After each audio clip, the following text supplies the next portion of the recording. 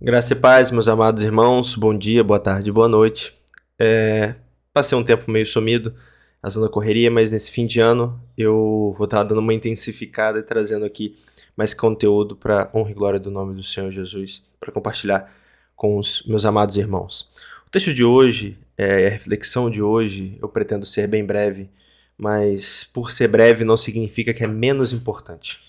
É um texto bastante conhecido da comunidade em geral, mas hoje eu queria trazer uma perspectiva um pouco diferente para nós refletirmos sobre a saúde espiritual do povo de Deus e sobre, infelizmente, muitos locais que podem estar mortos, mas se veem como um grupo ajuntado, achando que está vivo. O texto de hoje é Ezequiel 37. Passemos a leitura do texto.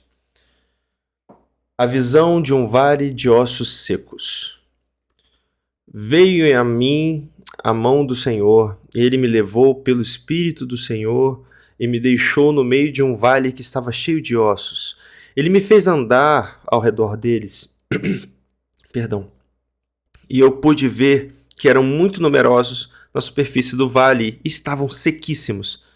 Então me perguntou: Filho do homem, será que estes ossos podem reviver? Respondi: Senhor Deus, tu o sabes. Então ele me disse: Profetize para estes ossos e diga-lhes: Ossos secos, ouçam a palavra do Senhor. Assim diz o Senhor Deus a estes ossos: Eis que farei entrar em vocês o espírito e vocês viverão.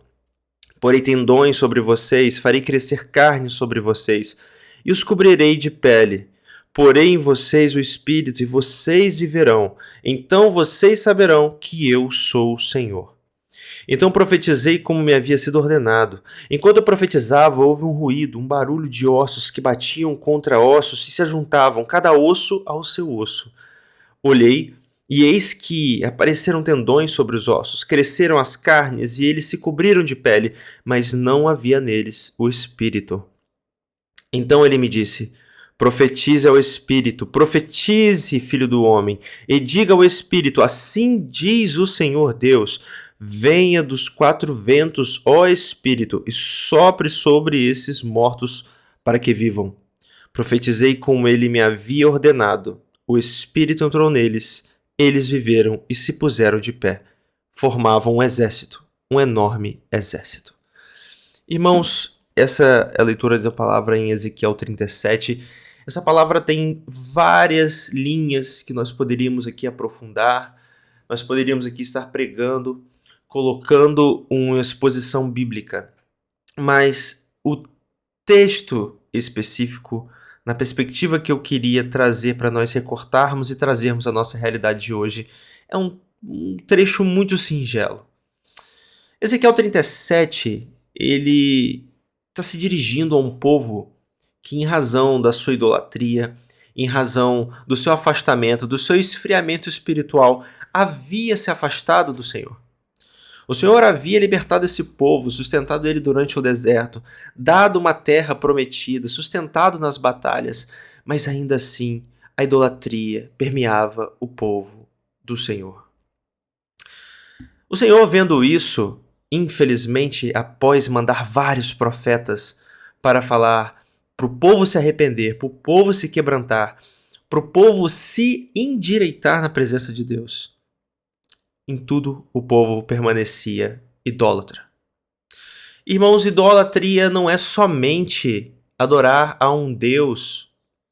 Idolatria não é somente você se prostrar diante de deuses, não é isso. A idolatria é aonde verdadeiramente está o seu coração. Não significa que por você não se prostrar diante de imagens de outros deuses ou adorar outros deuses, outras coisas, não significa que você e eu também não sejamos eventualmente idólatras e não tenhamos que nos arrepender.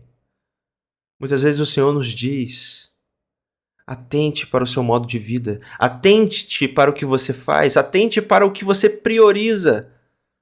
Será que nós estamos seguindo a palavra que estava lá no Evangelho? Onde está o nosso coração? A palavra diz que onde está o nosso coração está o nosso tesouro. Onde está o nosso tesouro?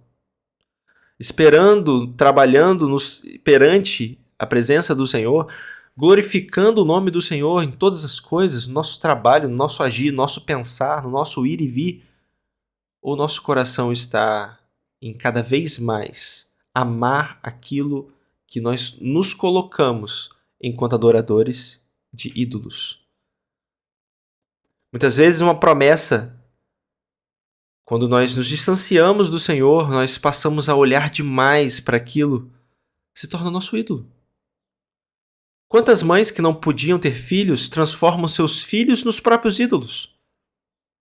Adoram, veneram, devotam sua vida inteira àquele filho e se esquecem do Senhor.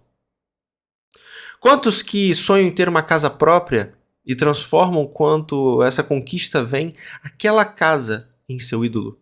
Um carro, um emprego, um salário, até mesmo, irmãos, uma posição dentro da igreja. Que perigo! E a palavra nos alerta. Devemos ter atenção aonde está o nosso coração. O povo de Israel não teve essa atenção. Ignorou a palavra, ignorou o chamado de Deus e foi para o cativeiro babilônico.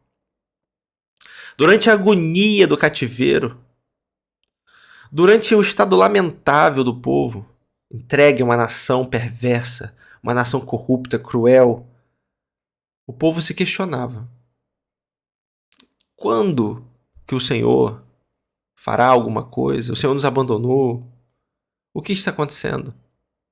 Embora já houvesse profecia que o povo tinha tempo, dia e hora para sair, havia uma profecia em Jeremias sobre o tempo em que aquele povo estaria naquele cativeiro. Mas o povo era duro de coração. Duro até para aceitar que eles estavam errados em pecado. E o que aconteceu? Ezequiel profetiza exatamente sobre esse período. Em Ezequiel 36, ali antes, o Senhor já havia feito uma promessa: eu lhes tirarei o coração de pedra e lhes darei um coração de carne. O coração que antes era pedra, o coração que antes era duro, passaria a ser um coração com vida. Um coração sensível, mas dependente. Um coração em que tinha que ter uma mudança. E essa mudança não viria do próprio povo de Deus, mas somente seria possível através da mão do Senhor. E o Senhor prossegue. Em Ezequiel 37 nós vemos ossos sequíssimos, um vale de ossos sequíssimos. Já estavam mortos há muito tempo, mas não se deram conta disso. Se achavam ajuntados, mas em verdade estavam perdidos. Na cultura da Israel antiga, um corpo não sepultado era um corpo em desonra. E aquele povo estava todo seco, sem ter sido sepultado. Mortos, sem saber que já não tinham vida há muito tempo. E em tudo, nós vemos a providência do Senhor. Esses ossos poderiam reviver. Talvez era o que muitos naquele cativeiro se perguntavam: Israel pode ser grande? Israel pode se livrar da Babilônia? Um império absoluto, grandioso, poderoso à época. Quantas vezes eu e você, hoje, também, talvez não nos perguntemos: será? Será que aquela promessa do Senhor? Será que a palavra de Deus vai se cumprir na minha vida? Será que o Senhor é capaz de fazer? Esses ossos podem reviver. E mais, hoje, na igreja de hoje, com tantos falsos profetas, com tantos falsos evangelistas, falsos teólogos, a igreja do Senhor poderá reviver. Nós precisamos ou não precisamos de um avivamento? Avivar é trazer a vida novamente. O quanto da prática da oração, da prática da entrega, da leitura da palavra, do aprofundamento e cuidado, temor com a palavra do Senhor tem se perdido nos dias de hoje. Irmãos, não é sobre obras humanas, não é sobre ativismo religioso, é sobre temor e amor de Deus. Nós precisamos nos arrepender, nós precisamos nos encontrar no Senhor. E quando nós olhamos para Ele, nós nos vemos muito iguais ao que Isaías um dia viu. Ai de mim, Senhor, eu sou homem de lábios impuros. Nós somos homens de lábios impuros. Mas muitas vezes com um coração de pedra, incapazes de nos arrepender e de nos prostrar diante do Senhor. Mas mesmo assim, por infinita misericórdia, ainda que sejamos um vale de ossos secos muitas vezes, a palavra do Senhor nos alcança. E assim como o profeta recebeu do Senhor, profetiza sobre esse vale, nós estamos hoje sendo chamados, num tempo difícil, num tempo árido, num tempo de apostasia, num tempo onde as coisas valem mais, as coisas são ídolos, onde Mamon prevalece no coração de muitos. Nós somos chamados para, no meio desse tempo, profetizar sobre esse povo. Profetizar que serão trazidos de volta à vida. Profetizar que, muito embora no meio de algumas igrejas, que podem ser grandes ou pequenas, nós necessitemos de um avivamento. Não para engrandecimento dessa placa de igreja. Não para um levantamento de um CNPJ. Mas para a honra e glória do nome do Senhor Jesus. E isso está marcado no que o profeta diz. Esses ossos podem reviver. O profeta diz: tu o sabes. Tu o sabes não é duvidar do poder do Senhor. Tu o sabes é a humildade de reconhecer que somente pelos decretos que vêm do alto aquilo seria possível, porque pela força do braço do homem aquilo não seria capaz. Mas o Senhor, que tudo o pode e tudo o sabe, assim poderia fazer. E assim determinou o profeta fazer. Mas ainda faltava uma coisa. Profetiza, filho do homem. Mas ainda havia, em meio ao milagre, porque aqueles ossos secos se tremeram, aqueles ossos secos bateram e foram ganhando vida, ganhando carne, tendões, forma, pele. Muitos lugares por aí, muitas igrejas por aí estão crescendo.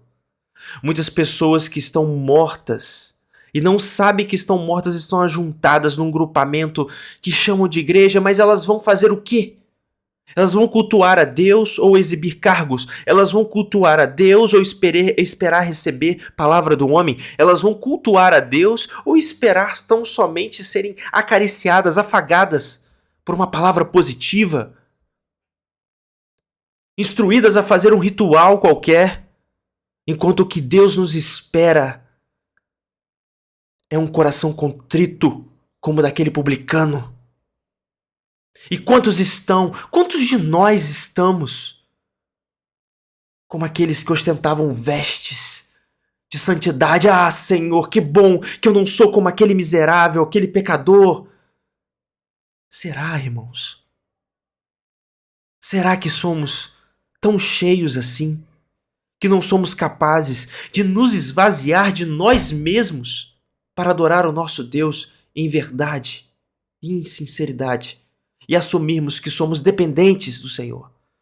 De pedir, ó Deus, traz vida novamente para minha vida, traz vida novamente para minha família, para minha casa, traz vida novamente para minha igreja, traz vida novamente para o Brasil, traz vida novamente para o mundo. Foi esse movimento, essa fé, esse arder do Espírito Santo que fez com que uma nação inteira fosse atravessada por um avivamento.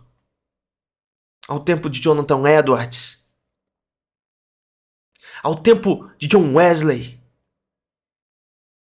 Por que nós nos contentaremos com a história, se nós podemos clamar ao Senhor para que possamos experimentar um pouquinho disso nos dias de hoje. E nós somos chamados em meio ao deserto, em meio ao vale, para profetizar.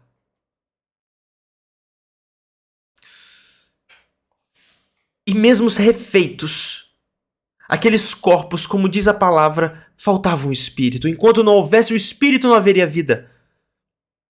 Historicamente, de maneira expositiva, Israel precisava ser liberta e seria liberta. Como assim o foi?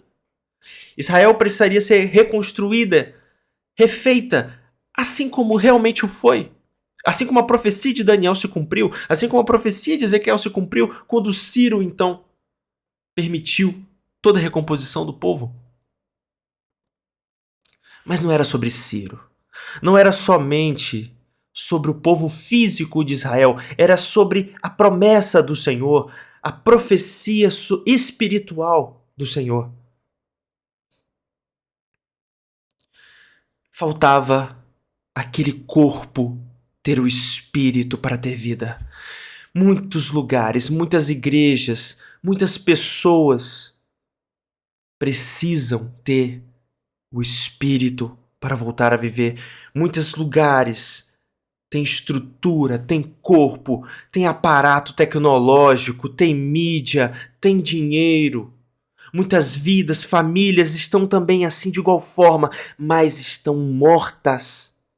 Precisam do espírito. Toda a riqueza e sabedoria do homem perante a sabedoria de Deus é algo tolo. E se para o mundo a cruz é loucura, para nós é poder de Deus. E assim também, como precisamos do Espírito, o Senhor disse a Nicodemos, Nicodemos, é preciso nascer de novo. E quando nós nascemos de novo, nós vemos o que está sendo falado aqui em Ezequiel sobre o Espírito precisar vir para que se tenha vida, pois o Senhor disse, o Espírito sopra onde quer. Ah, irmão, você não vê de onde vem nem para onde vai, mas todo aquele que é nascido no Espírito assim é guiado. João 3,8. É preciso ruar. É preciso o Espírito Santo, é preciso o fôlego de vida. Assim como o Senhor um dia nos fez do barro e nos soprou nas narinas o fôlego da vida, nós precisamos do Espírito Santo por toda a nossa vida, por toda a nossa casa, por toda a nossa igreja, por toda a nossa nação e no mundo. Nós não podemos nos esquecer do nosso chamado. Nós não podemos nos esquecer da promessa do Senhor, mas mais que isso é preciso estar na posição de receber do Senhor. E a posição de receber do Senhor é de joelhos, prostrados, humilhados, pois nosso coração é vaidoso. Mas o Senhor nos conclama a nos quebrantar e a reconhecer que precisamos fazer assim como o profeta disse: Senhor, dá-me um coração de carne. A promessa do Senhor era essa: tirarei o seu coração de pedra e os darei um coração de carne. Que nossa oração assim também seja: Senhor, dá-nos um coração de carne. Senhor, sopra o Espírito em mim. Sopra o Espírito Santo sobre a minha vida, sobre onde quer que eu pise, onde quer que eu esteja. Assim como Moisés também não ia aonde o Senhor não estava, que nós também não iremos ao Senhor de maneira hipócrita. De maneira a querer ir para os lugares onde o Senhor não habita e nós sabemos que não habita. Fecho essa mensagem, essa reflexão, indagando, trazendo um questionamento. Irmãos, quantos não estão num vale de ossos secos, achando que tem vida, mas precisando do sopro, precisando ser avivados, precisando ser ressuscitados? Nós já fomos esses ossos secos. Nós talvez sejamos esses ossos secos. Que nós busquemos a misericórdia do Senhor enquanto há tempo. Não por medo, mas por amor, temor e adoração. Porque tudo é para Ele, tudo é nele, tudo é por Ele. A paz do Senhor seja com os irmãos. Amém.